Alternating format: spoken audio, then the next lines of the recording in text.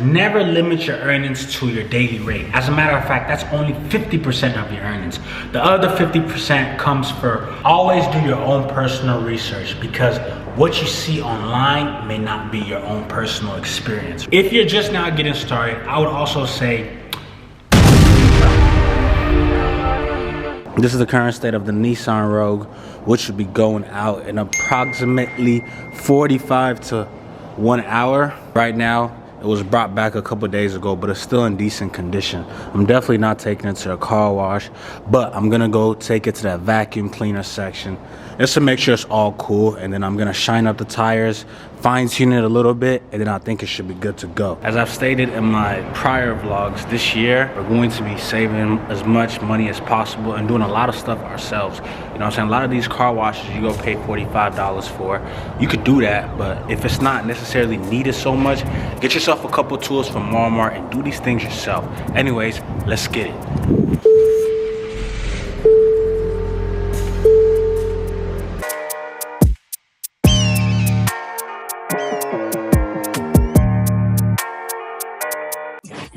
Yo, it's mad cold out here in Atlanta. It's like 20 degrees. And we're literally at the vacuum station, vacuuming and getting this car ready. All I need from you guys right now is for this great effort is to please hit that subscribe button. Your boy really needs it. Anyways, car's almost ready. So yeah, we're about to get going.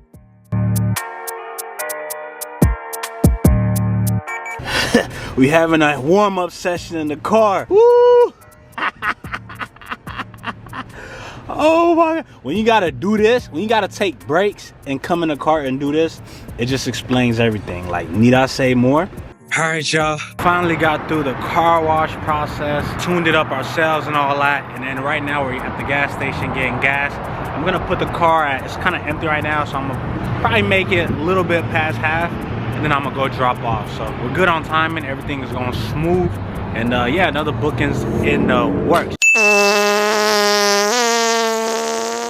YouTube! What's going on, family? So before we continue with the vlog, I just wanted to come on here and share a couple tips and tricks for anybody who is looking to get started on Turo, or for anybody who started on Turo who is looking to level up. Now, I'm not here to tell you guys what to do. As I stated in my last vlog, I'm pretty much just trying to like tell you what I have done and what I'm doing, and hopefully if you follow me long enough, you can pick up on some of these tips and maybe apply it to whatever you have going on and see if it works for you. And if not, at least you gave it a shot. Numero uno, start with what you have. If you're somebody who doesn't have a vehicle, then I suggest that make sure you get the best financing rate. So the reason that I say start with what you have is because it never hurts to test the waters, right? You don't want to dive deep into something, into the unknown pretty much. Like, you have an idea of it, but you are yet to have any experience. So start with what you have, meaning if you have a car sitting at home right now, just put that on Turo. There's a high chance you could put that on Turo as long as you have proper registration, proper paperwork, and it's a decent model, like if it's like 2010 or up. If you have like a beat up car and you know this is not something that you see somebody else renting, then maybe don't start with that. But 9 times out of 10, people are renting whatever car you put on Turo. Trust me, I am living proof and I have seen it myself. Now, if you don't have any vehicle at all, and you're looking to start, make sure that you get yourself the best financing rate, right? The best financing rate, the best APR, and go for a car that you know is in popular demand. I have a lot of videos that talk about how you can get the best APR rates, the best financing deal, and a lot more. So make sure you check out those videos after this. So speaking of research, that brings me to bullet point number 2. Always do your own personal research, because what you see online may not be your own personal experience. Good job. So let's say you are in Canada, for example, or yeah, let's say you're in Canada, for example, you're in Toronto. Look at what people are charging for whatever vehicle that you're trying to purchase in Toronto. Nissan Altima, 2017. Look up how much people are charging for a Nissan Altima 2017 and see if that works. And when I say makes sense, meaning, for example, if you're financing the car, make sure that even after you pay your monthly rate, there's still a higher chance you can have profit and so much more. So you're not just stagnant. Ooh, I see there's a lot of Nissan Altimas in Toronto, and I see there's a lot of Nissan Altimas on Turo. Then that means there's a higher chance that your Nissan Altima will also get rented out as well. Make sure that the pricing is conducive to your financing rate and for longevity. If you're just now getting started, I would also say do personal research on what car is gonna do good, but also do personal research on what car is conducive to you. Because God forbid your business fails, you're not so much in regret of the vehicle that you bought, because it's also great for your lifestyle as well. How do they say 3 in Spanish? Uno, dos, tres. Expand your earnings, meaning there's no limit to how much you can earn on the platform. This business, period. What's the word? It's incentives, pretty much additional features to which you could charge for, right? Never limit your earnings to your daily rate. As a matter of fact, that's only 50% of your earnings. The other 50% comes from what other comfort can you give your clients? Because at the end of the day, it's not about you, it's about the clients. What do you think they'll like?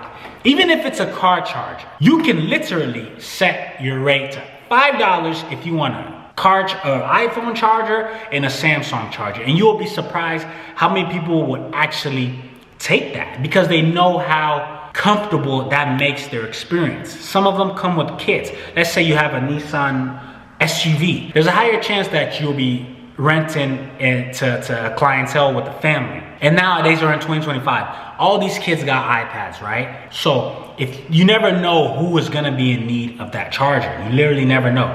So little stuff like that, where you could buy the charger for $25, but for the whole year, you would literally be charging $5 every time somebody needs a charger. Other additional features is prepaid refuel. Trust me, it makes sense. I know you're paying for it and blah, but listen, there's always that extra $5 to $10 that you get extra to your pockets. If you own a Tesla, prepaid charge. I know it's 2025, a lot of apartment buildings have a charger. Or you could just go to the mall. I live in Georgia. There's literally malls everywhere that offer free charging. And just imagine how many people will get that in a year, annually. But I have so many videos explaining extras and ways that you could expand your earnings. Do not be afraid to charge for accidentals. So if there's a scratch on your vehicle, file your claim. If they smoke in your vehicle and you have proof, file your claim. If it's dirty, like beyond the regular standpoint, file your claim, get your money. Bullet point number 4, it's never stagnant. Pay attention to holidays and seasons. When it's Thanksgiving or Christmas time or March, whatever it is, and you know that it's a holiday and there's a high chance that people are trying to be outside, and there's a high chance that in this time of period, people need cars. Increase your earnings. Make it make sense. There's already a high rate that they're gonna need a vehicle. So boom, there you go. Now when it comes to seasons, let's say it's January, it's February. January and February are really, really tough months because 1, people just went crazy spending on Christmas. 2, people are yet to receive their taxes and they're waiting on that. So you know you need to cut down your price. Whatever you were charging in November for Thanksgiving, you literally have to probably go 40% less in January or February. Pay attention to holidays and seasons, because at the end of the day, your business needs to kind of be like this to make sense, right? It doesn't need to be like this and then, you know what I'm saying? You want it to be a smooth process because you need to continue getting your reviews. You need to continue getting your ratings. Business needs to keep moving. Last but not least, I can't stress this enough. Save and reinvest. It sounds good. Matter of fact, it looks good. It's so cool having a business of your own, renting out vehicles to clients. You literally move at your own schedule, right? Like, it makes sense. You set everything up however you like it, and there's a high chance it will still work for you. So it's cool. But make sure that there's longevity, because if you pay attention and if you do the right things, then you'll reap great rewards in the future. That's how I look at it. This is all my process. I'm not here to tell you what to do, but I'm here to explain my process, and then hopefully guide you. But just make sure you're taking care of your bills. If you're financing it, get as many cars as possible. We all know 2 cars is better than 1, and 3 is better than 2, and 4 is better than 3. So look forward to that. Look forward to having a fleet of many vehicles as possible. Yeah, man, those are just my tips and tricks. You know what I'm saying? These bullet points, I've elaborated more about them, I feel like, in other videos. So you can check that out as well. Anyways, vehicle is yet to be back, so I guess we'll just pick up with the vlog in another day or 2. So I'll see you guys then. Like, comment, and subscribe. Thanks for tuning in. Good morning, good morning. Another day, another booking. Right now, we in a Tessie because we got a last minute booking for 3 o'clock. It's actually 2 o'clock right now, so I have an hour to get the car ready. But like I always say, the cars are usually in great condition just because of times like this. I know what I did in my settings to get bookings within 2 to 3 hours. So I know within myself, I need to make sure the vehicle is taken care of. But right now, we're back on the way to the, what's some stuff called? The vacuum stations right now, to vacuum the car and just fine tune it up a little bit before we give it to the guests. So stay tuned. Another day, another booking. This is just a day booking. So we'll be back tomorrow, Sunday at 3 p.m. Let's get it. Stay tuned. Oh, wow. Oh, wow. It's Saturday. Oh my gosh, look at the vacuum center. I only got freaking, what, an hour to get myself together, and there's not even a station available for me. They're all waiting? I think they all waiting. Y'all, this is not good.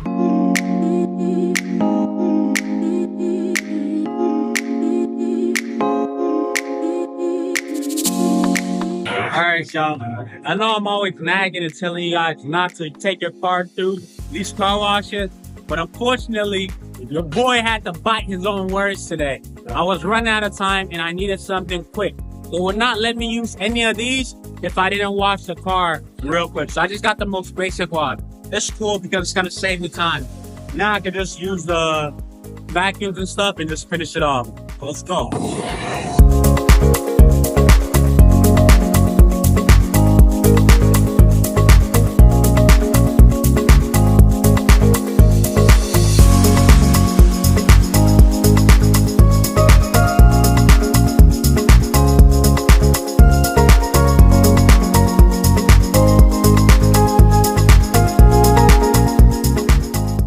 Got done with the check-in process. Now I'm headed off to delivery, man. We're gonna go drop off this bad boy to the guests. Everything is well taken care of. I'm sure my guest is gonna be happy, which makes me happy. You know what I'm saying? Customers first, clients first, and that's all it's about. You know, I would love to keep his business going or coming, so that's what it's about. All right, y'all, just got to the drop-off location right now, picking up the Tesla. And let's see, I had the guest drop it off for me, the same place I gave it to him at. So the first thing I always do is check the tires. Just because the tires can easily get curb rash, so that's the most thing that gives me anxiety. So that's what I always check, and then I just kind of go around the car. So that's what we're doing, so let's go ahead and do that. I already checked that side tire. I'm gonna check this side tire, that's good. That tire is good. Back is cool. Alright, cool. So all the tires are good. Now I need to fully inspect the actual body. So it's just like kind of like a process for me. I'm just trying to check the whole car, make sure everything's straight. Then I go into the interior, make sure everything is straight there too. But let me go ahead and take care of that, and then I'll catch up with you guys in a little bit. Stay tuned. Don't go anywhere because we got some spicy, juicy news for you. Stay tuned.